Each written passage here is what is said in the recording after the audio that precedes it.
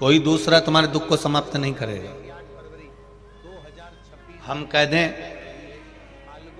कि कोई आपसे कह दे कि सियोर वाला महाराज दुख को समाप्त कर देगा तो मत मानना।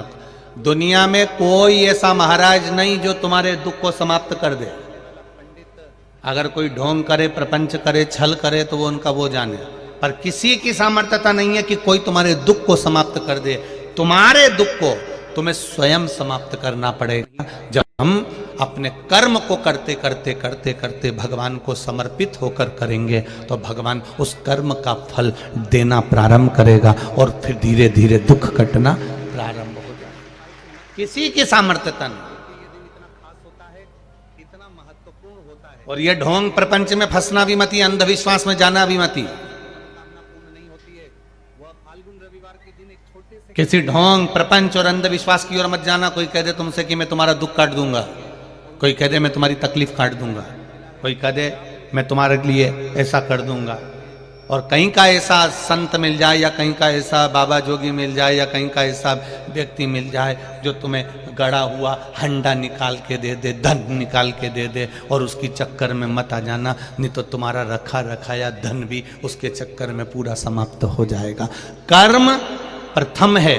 गुरु नानक देव जी ने वे कर्म की प्रधानता बताई, भगवान कृष्ण ने कर्म की प्रधानता बताई, महावीर स्वामी ने कर्म की प्रधानता बताई, गौतम बुद्ध ने कर्म की प्रधानता बताई, हमारे राम जी ने कर्म की प्रधानता बताई। यहां तक मेरे शंकर भगवान भी नित्य प्रति कहते हैं कर्म करोगे तो फल मिलेगा जरूर। आप कर्म करिए, उस कर्म से पीछे मत हटो। जब कर्म की ओर अग्रण्य बढ़ते चले जाओगे तो सुख मिल जाएगा। कोई तुमसे कह दे कि तुम यहां बैठ जाओ, मैं तुम्हारे लिए ये कर दूंगा, तुम्हारे लिए वो कर दूंगा, नहीं नहीं। श्रीमद् भागवत कथा को अच्छे से सुनो। श्रीमद् भागवत कथा को अच्छे से सुनिए। उस भागवत कथा में क्या लिखा है? राजा परीक्षित को श्राप लग गया 7 दिन मरने का। 7वें दिन राजा परीक्षित को मरना है और राजा परीक्षित 7वें दिन मरने वाले थे और चलते चलते चलते चलते उनको 350 ऋषि मिले। कोई ने कहा हम ये करवाएंगे, कोई ने कहा हम ये करवाएंगे, कोई ने कहा हम ये करवाएंगे, हम तुझे बचा लेंगे, हम ये कर देंगे, हम वो कर देंगे। पर राजा परीक्षित किसी के चक्कर में नहीं आया।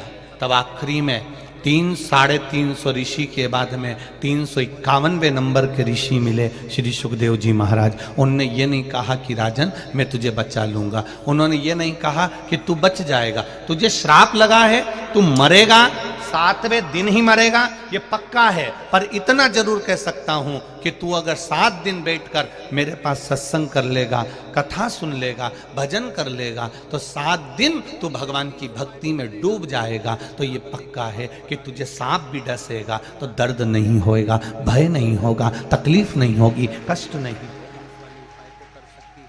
सुखदेव जी ने ये नहीं कहा कि मैं 7 दिन में तुझे बचा लूंगा। 350 जितने मिले थे उन्होंने कहा था मैं तुझसे ये यज्ञ कराऊं, मैं तुझसे ये अनुष्ठान करवाऊं, मैं तुझसे ये करवाऊं, मैं तुझसे वो करवाऊं, मैं तुझसे ये करवाऊं, तुझे बचा लूंगा। पर सुखदेव जी ने कहा मृत्यु अगर आ गई है तो 7 ताले में भी बंद हो जाएगा तो भी तुझे मरना तो पड़ेगा, पक्का है।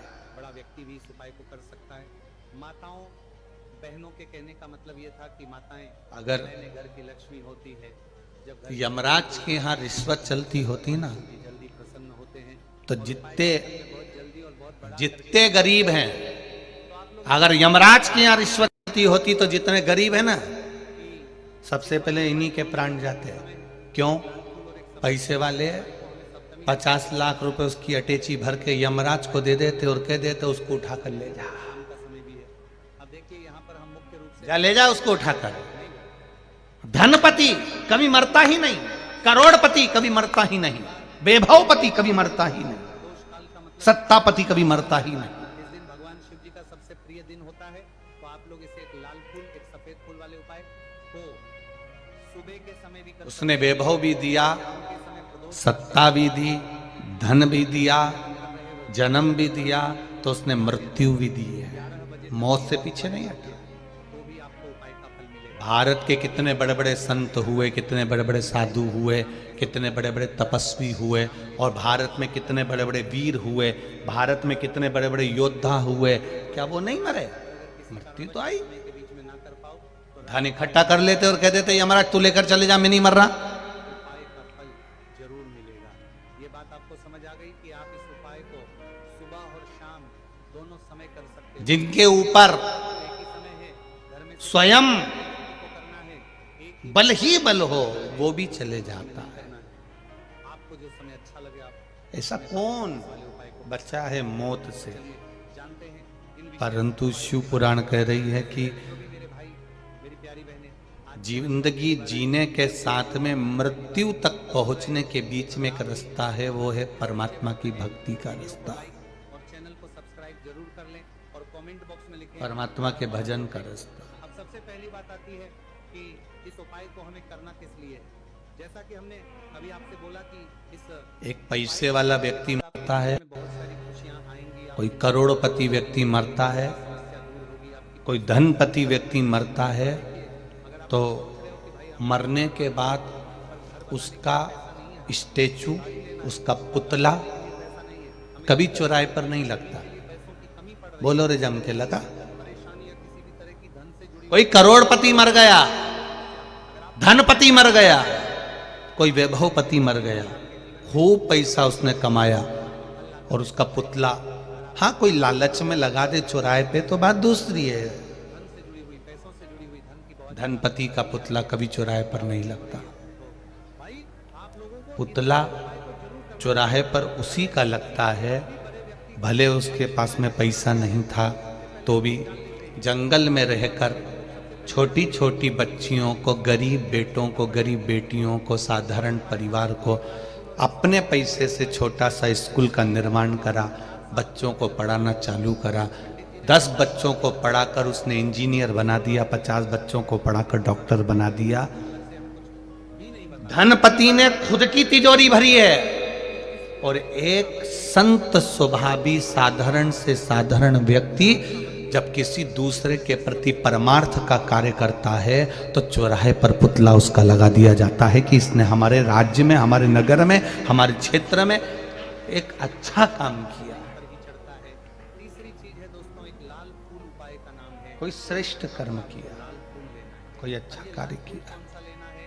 देखो, शिवलिंग के ऊपर जो लाल फूल चढ़ता हो उनमें से कोई भी एक लाल फूल पसंद कर लेना। धन की कोई मूलता नहीं। अगर ये कहीं से खरीद कर लेकर आना और उस लाल फूल को उपाय हाँ, कर लेना। उसके बाद जरूरत पड़ सकती है। सफेद फूल का विशेष रूप से ध्यान रखना। जो सफेद फूल शिवलिंग पर चढ़ता हो, सिर्फ वही सफेद पर वो जरूरत पड़ने पर दुनिया का कोई व्यक्ति आपको अपनी तिजोरी का माल नहीं देगा। छत्तीसगढ़ में ऐसा होता हो तो बात दूसरी है कि आपका कर्जा पड़ोसी चुका देता हो। चुकाते हैं छत्तीसगढ़ में? अरे बोलो तो जम के, कोई नहीं चुकाता। प्रदोष काल में या सुबह के समय जब भी आप इस उपाय सगा भाई भी जब तुम्हारा कर्जा हो जाएगा ना तो खूब ज्ञान की बातें कहेगा, पर तुम्हारा कर्जा नहीं चुकाएगा। करने के लिए जा सकते हैं। नहीं तो यहाँ पर रिश्तेदारों की भले फैक्ट्रियां चल रही होगी, रिश्तेदारों के भले बहुत गाड़ियां चल रही होगी, पर तुम्हारा कर्जा चुकाने वाला कोई रिश्तेदार नहीं आएगा। कर्जा चुकाना किसको है? तुमको खुद को मेहनत करना पड़ेगी, तुम्हें स्वयं को आगे बढ़ना पड़ेगा, खूब परिश्रम करना पड़ेगा, भगवान का भजन करना पड़ेगा, उसके आश्रित होकर कार्य करना पड़ेगा, तब वो फल देगा। फल देगा तब आपका कर्जा चुकेगा। किसी की सामर्थ्यता नहीं कि कोई चुका दे। जो लोग प्रतिदिन शिव जी के मंदिर जाते हैं, पूजन स्वयं को करना है, कोई दूसरे को नहीं। बेल पत्र सब कुछ चढ़ाते हैं, भाई वो अपनी पूजन अर्चना वैसी की वैसी ही करना।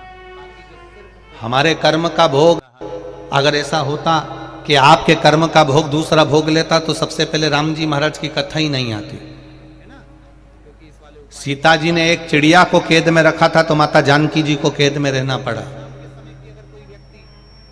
चिड़िया गर्भ से थी तो उसको पति से अलग रहना पड़ा था, तो जानकी जी को भी गर्भ धारण कर कर पति से अलग रहना पड़ा था। का विशेष महत्व होता है। रविवार बाली ने छुपकर, भगवान राम ने छुपकर बाली को मारा था।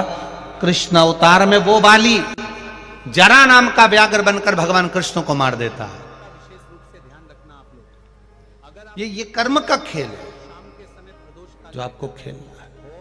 है ना, ये जो दीपक आप लोगे ये अगर आज आपको बहुत अच्छा भोजन मिल रहा है, घर में सोने के लिए डनलप का गद्दा मिल रहा है, कमरा मिल रहा है, मकान मिल रहा है, सुख मिल रहा है, कुछ अच्छा प्राप्त हो रहा है, तो ये आपके कर्म के अनुसार प्राप्त हो रहा है। न ज्यादा बड़ा हो, है ना, आपने जो भजन किया, आपने जो शिव मंदिर में एक लोटा जल चढ़ाया, कई लोग कहते हैं शिव मंदिर में एक लोटा जल चढ़ाने से क्या होता है। हम कहते हैं ये जैसे शंकर भगवान पर एक लोटा जल चढ़ता है, शिव जी के ऊपर लगा हुआ चंदन धुल जाता है, शिव जी पे चढ़ा हुआ चावल धुल जाता है, शिव जी पे चढ़ी हुई बेलपत्र धुल जाती है, शिव जी पर लगा हुआ दही धुल जाता है, शिव जी पे लगा हुआ घी धुल जाता है। एक लोटा जल जब आप शंकर जी पे चढ़ाते हो तो चंदन जल से धुल जाता है। उसी तरह हम तो शिव जी पे जल चढ़ाते हैं तो उनका चंदन धुलता है, शंकर जी को जल चढ़ाते हैं तो हमारी कर्म में जो दुख की लाइन है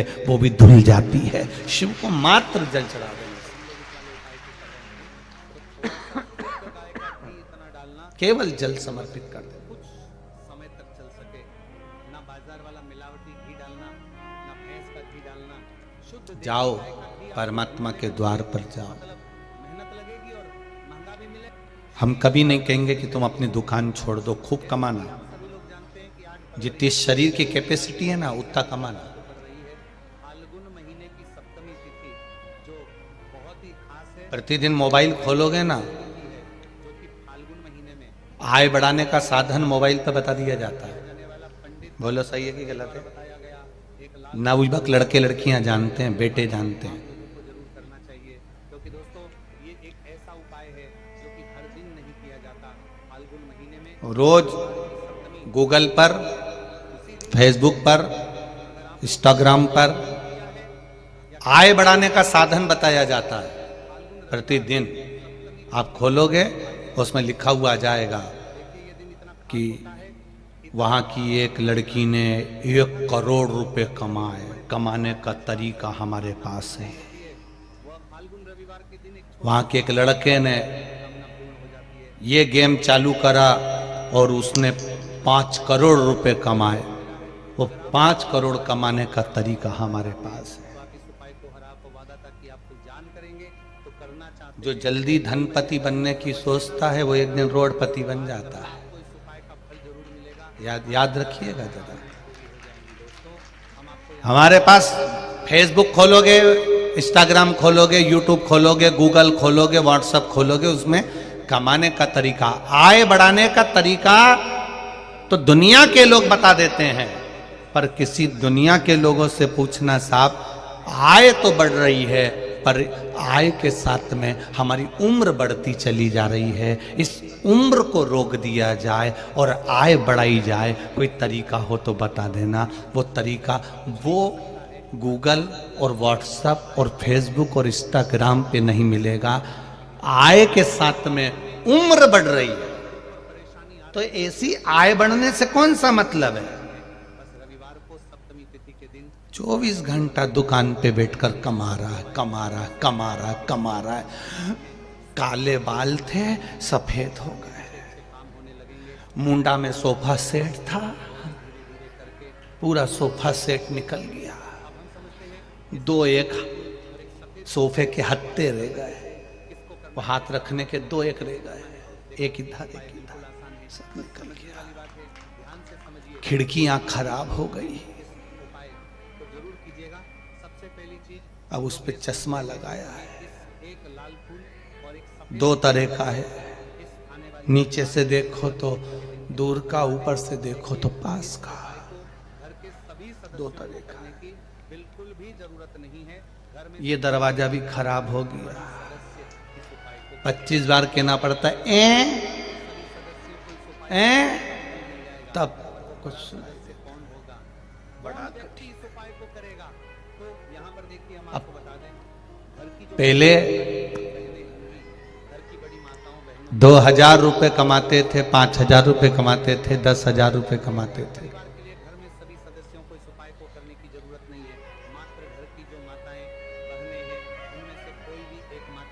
पीछे की एलईडी बंद हो गई शायद, एलईडी यहाँ देखिए, हर परिवार के पूरे सदस्यों को इस उपाय का फल मिलेगा। एलईडी चालू करो सब देखिए।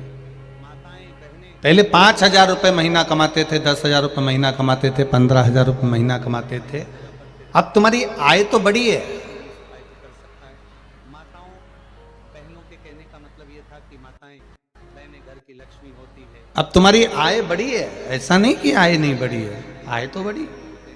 और उपाय का फल में बहुत पीछे के बक्से चालू कर, करके भी यहाँ पर दे। एलईडी बंद है, एलईडियाँ चालू करिए। अब हम ये बात समझते हैं तो ऐसा नहीं कि आय नहीं बढ़ी है, आय तो बढ़ी, पर आय के साथ में तुम्हारी उम्र जो है, अवस्था वो घटती बढ़ती जा रही है। शंभु शरने पड़ी मांगू घड़ी रे, दुख काटो दया करी ने दर्शन को, दया करी ने दर्शन हो गई चालू एलईडी। बैठ जाइए, बैठ जाइए। शंभु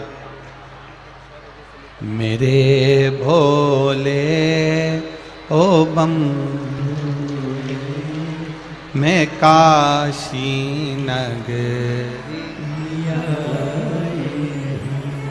सुना है हमने ओ भोले, तेरी काशी में गंगा है।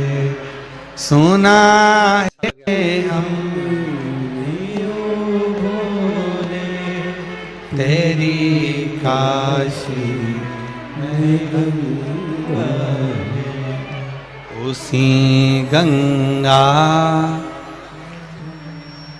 उसी गंगा को नहाने को मैं काशी नगरी आई हूँ। उसी गंगा को नहाने को मैं काशी नगरी आई हूँ। मेरे भोले ओ बम भोले, मैं काशी नगरी आई हूँ। मेरे भोले ओ बम भोले, मैं काशी नगरी आई हूँ। मेरे भोले ओ बम भोले, मैं काशी नगरी आई हूँ।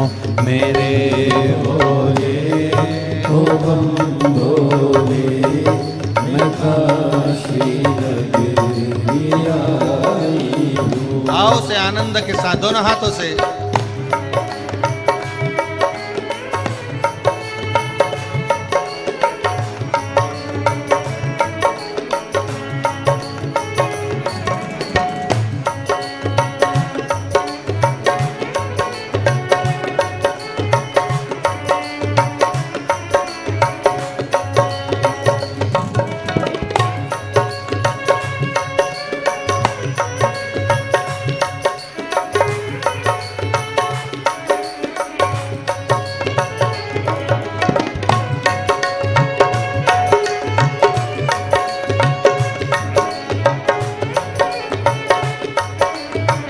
शंभो।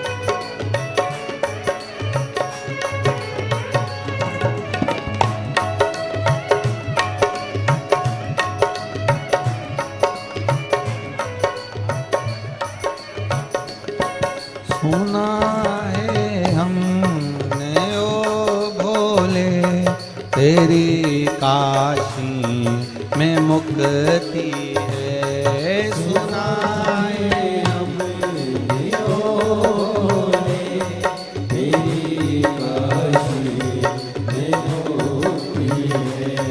सुना है हमने ओ भोले तेरी काशी में मुक्ति है। सुना है हमने ओ भोले तेरी काशी में मुक्ति है। उसी मुक्ति को पाने को मैं काशी नगरी आई हूँ। उसी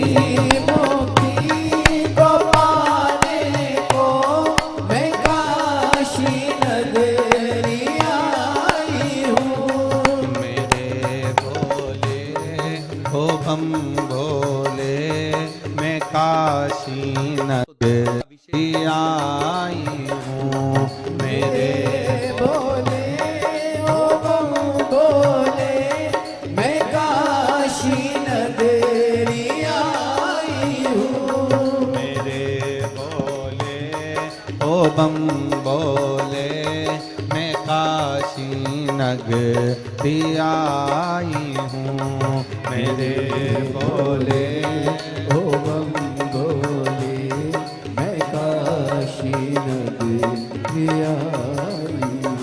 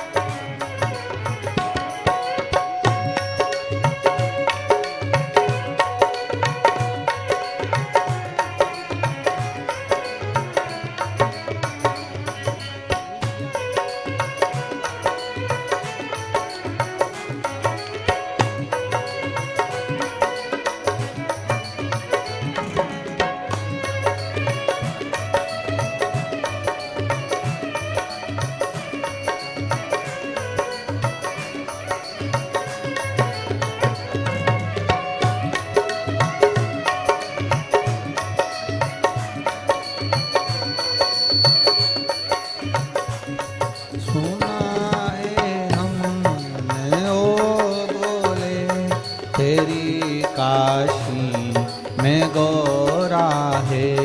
सुना है हमने ओ भोले तेरी काशी में गौरा है। सुना है हमने ओ भोले तेरी काशी में गौरा है। सुना है हमने ओ भोले तेरी काशी में गौरा है।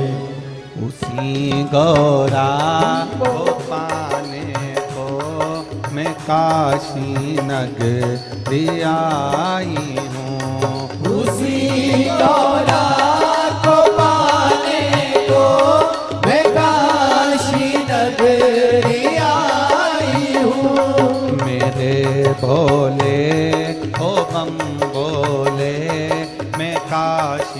नगरी आई हूँ। मेरे भोले ओ बम भोले, मैं काशी नगरी आई हूँ। मैं काशी नगरी आई हूँ। मैं काशी नगरी आई हूँ। मैं काशी नगरी आई हूँ। मैं काशी नगरी आई हूँ। मेरे भोले ओ बम भोले, मैं काशी नगरी आई हूँ। मेरे भोले ओ बम भोले, मैं काशी नगरी आई हूँ। मेरे भोले ओ बम भोले, मैं काशी नगरी आई हूँ। मेरे भोले ओ बम भोले, मैं काशी नगरी आई हूँ। हर हर महादेव।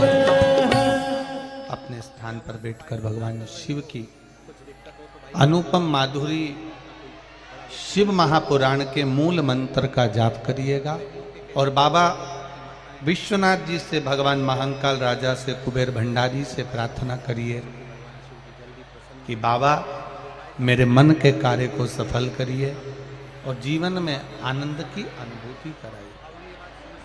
अपने स्थान पर बैठकर भगवान शिव के मूल मंत्र का स्मरण करिए। श्री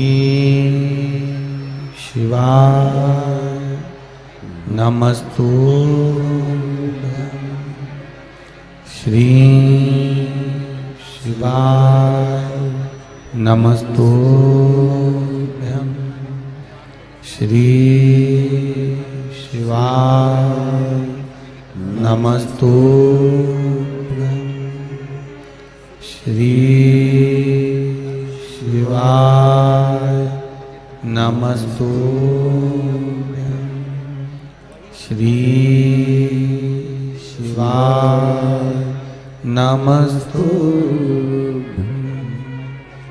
भोला सब दुख काटो मारा, ओ भोला सब दुख काटो मारा।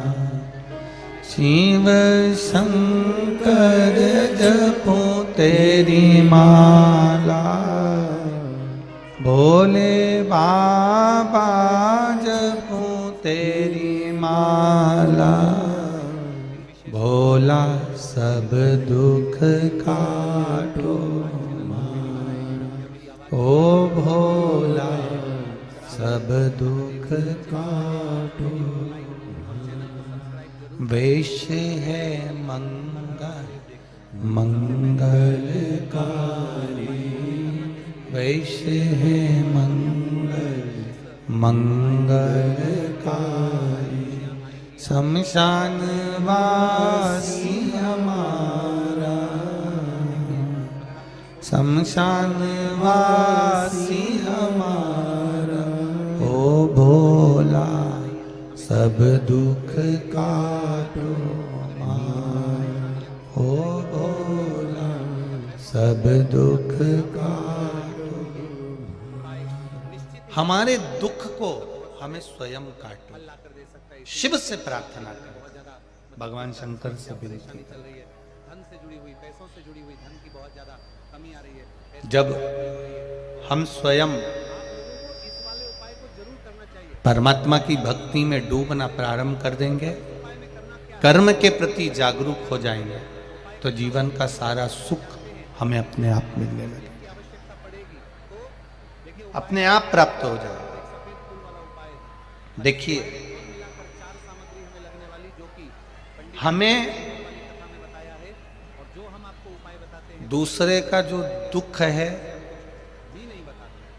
वो छोटा लगता है, अपना दुख बड़ा लगता है। पर शिव महापुराण की कथा तो यहाँ तक कहती है कि भगवान के दरवाजे पर जाना, परमात्मा के द्वार पर जाना, तो पहला शब्द तुम्हारे मुख पर होना चाहिए सर्वे भवन्तु। जम के बोलो जरा, सर्वे भवन्तु सुखिनः, सब सुखी रहे। जीवन में किसी के दुख ना आए, जीवन में किसी के तकलीफ ना आए। कोई भी एक लाल फूल पसंद कर लेना और वो कहीं से तोड़कर या कहीं से खरीद कर लेकर आना और उस लाल फूल को उपाय में प्रयोग कर लेना। हमारा सनातन धर्म ये कहता है कि किसी भी धर्म की, किसी भी संप्रदाय की और किसी व्यक्ति की ना तो कभी हंसी उड़ाना है, ना कभी हमें अपमान करना। ना कभी हम हंसी उड़ाएं और ना कभी हम अपमान करें। एक बार गलती हो गई थी श्री काकभसुंडी जी से। रामचरितमानस का उत्तरकांड, आप सभी ने रामायण तो पढ़ी होगी, और रामचरितमानस का उत्तरकांड कहता है काकभसुंडी जी से एक गलती हो गई थी। वो गलती बड़ी प्रबल थी। काकभसुंडी जी शंकर भगवान की आराधना करते थे, शिव जी की भक्ति करते थे, शंकर की भक्ति में डूबे रहते थे। उनके गुरु श्री लोमश जी, वो राम जी की भी भक्ति करते थे, शंकर जी की भी भक्ति करते थे। उनकी चित्तवृत्ति में जो बैठा उसकी भक्ति में रमे रहते।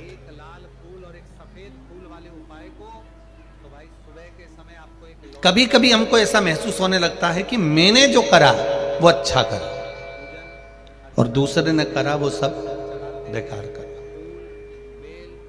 सास और बहू में जो झगड़ा होता है वो इसी बात पर होता है। सास कहती है मैं जितना कर लेती हूँ मेरी बहू बिल्कुल नहीं करती, पर बहू का जो शरीर है उसके हिसाब से वो अच्छा कर लेती है। ये समझो ना कि जिसकी जिसके शरीर की जितनी कैपेसिटी काम की, तेरी उम्र में जब वो आएगी तो पक्का है तेरे से ज्यादा काम करेगी। पर हम सोच रहे हैं कि अभी वो इतना काम करे। अब वो अभी तो शादी करके आई है, ब्याह करके आई है, 2 साल में, 4 साल में, 3 साल में तुम सोचती हो कि तुम्हारे जैसी हो जाए, तुम्हारे जैसा काम करने लगे तो कमला। इस अंदाजे में मत रहना। तेरा नाम कमला, उसका नाम लीला, फिर वो लीला दिखाना चालू कर देगी। क्या मतलब? हमको लग रहा है कि हमारे जैसा काम करे, नहीं हो सकता, कभी नहीं होगा। वो तो ना भविष्य थे। हाँ, समय की अवस्था ढलती जाएगी और समय अच्छा अच्छा गुरु, अच्छा अच्छा शिष्य, अच्छा अच्छा शिक्षक जो चीजें आपको नहीं सिखा सकता वो समय आपको सिखा देता है। समय सिखा। एक पत्र आया है, देखिए। परिश्रम करके तैयार करते हैं तो आपको उस दीपक के अंदर एक गोल बत्ती रख देनी है। इसके अंदर जो चीज आप लोग डालोगे वो डालोगे शुद्ध देसी गाय का घी। इस बात का विशेष रूप से ध्यान रखना। गीता साहू,